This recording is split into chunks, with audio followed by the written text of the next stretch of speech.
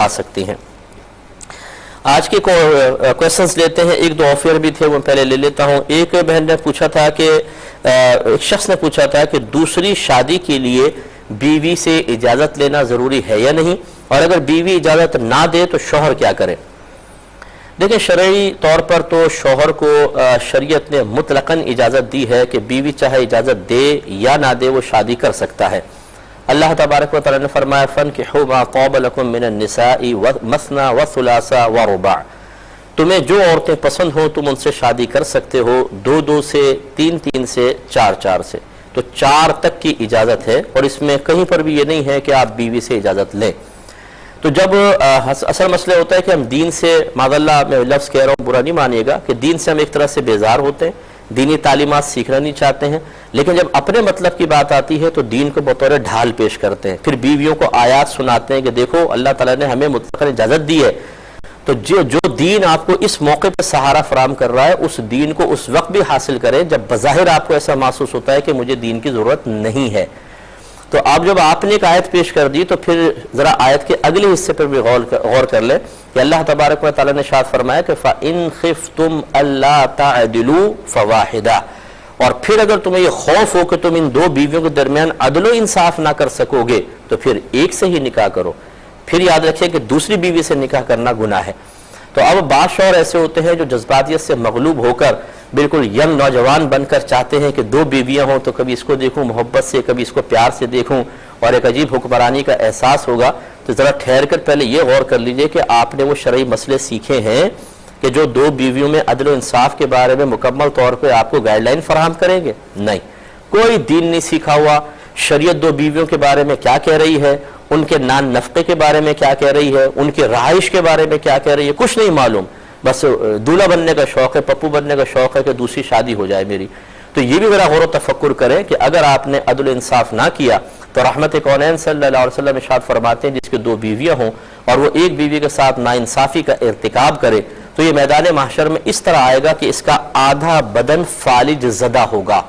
لٹکا ہوا ہوگا، لنگڑوں کی طرح چل رہا ہوگا، لولوں کی طرح، اور وہاں پہ پہنچے گا اور پتہ چلے گا کہ یہ وہ شخص ہے جس نے ایک بیوی کی طرف زیادہ میلان رکھا اور دوسری کو بالکل لٹکا کر چھوڑ دیا۔ تو یہ گناہ کبیرہ کا مرتکب ہوتا رہا، کسی کی بچی کی زندگی برباد کی، کسی کی مسلسل دل آزاری کا مرتکب ہوتا رہا، اپنی اولادیں پیدا کرتا رہا، یہ نہیں پتا تھا کہ بیویوں میں انصاف کیسا کرنا اور پھر بعد میں اولادوں کے درمیان انصاف کیسا کرنا ہے، کیسے ان میں وراثت تقسیم ہوگی، کیسے ان کے نان نفقے ادا کیے جائیں گے، کسی چیز کی پرواہ کیے بغیر صرف اپنے نفسانی خواہشات کو پیش نظر رکھ کر جو عملی قدم اٹھایا یہ اس کو قبر میں تو برسوں رلائے گا، میدان محشر میں جو اس کا تماشا بنے گا وہ دیکھنے والا ہوگا۔ اس لیے دوسری شادی کے خواہش مند یہ ادھیڑ عمری میں پہنچنے کے باوجود نوجوانوں والے جذبات رکھنے والے اشخاص سے میری گزارش ہے کہ تھوڑا سا بریک لگائیں، کچھ اپنی آخرت کی بھی فکر کریں۔ دوسری بیوی اگر آ بھی گئی تو ایسے نہیں ہے کہ وہ بالکل منہ بند کر کے آپ کے ساتھ رہے گی۔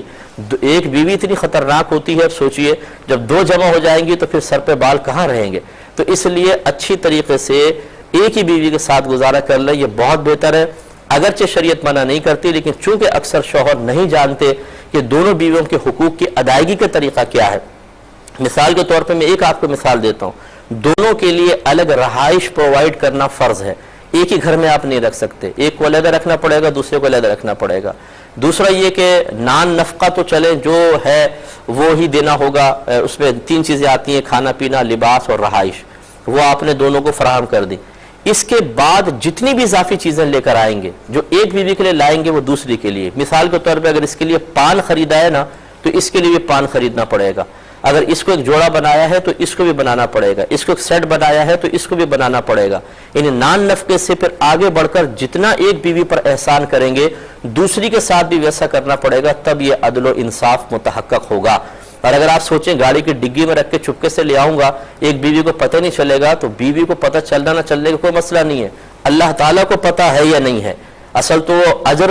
اور پکڑ اور گرفت یہ اللہ کی طرف سے ہے۔ لہٰذا میں نے اکثر یہ دیکھا ہے کہ شوق میں شادیاں تو کر لیتے ہیں، نفسانی خواہش بھی پوری ہوتی ہے، نفس کو سکون بھی مل جاتا ہے، شیطان بھی ڈھولکیاں بجا رہا ہوتا ہے، بڑا خوش ہوتا ہے کہ اچھا ہوا اب یہ شخص تو پھنس گیا، اور دین بالکل نہیں سیکھا ہوتا اور اتنی ناانصافیاں کرتے ہیں جس کو کوئی انتہا نہیں۔ اتنے دل خراش واقعات ہیں کہ اگر میں 4 گھنٹے کا پروگرام کر کے واقعات آپ کو بتاؤں تو یقین کریں ٹائم ختم ہو جائے گا۔ یہ واقعات ختم نہیں ہوں گے. اتنی بے دردی کے ساتھ معاملات کرتے ہیں, کبھی تو دوسری شادی کر کے دوسری کو چھوڑ دیتے ہیں, پہلی کے پریشر میں آ جاتے ہیں. جب اتنے ہی بیوی سے ڈرنے والے تھے تو تمہیں ٹارزن بننے کی ضرورت کیا تھی بھائی. اور کبھی ایسا ہوتا ہے کہ پہلی کو چھوڑ دیتے ہیں اور دوسری لے اڑتی ہے, پہلی بیچاری بچوں کے ساتھ بیٹھی رہ جاتی ہے. اس طرح کے گناہ کبیرہ کرنے والوں کو سبق حاصل کرنا چاہیے. مختصر سا بریک لیں گے, ہمیں یقین ہے آپ ہمارے ساتھ ہی رہیں گے. میرے ورد لب ہے نبی مقام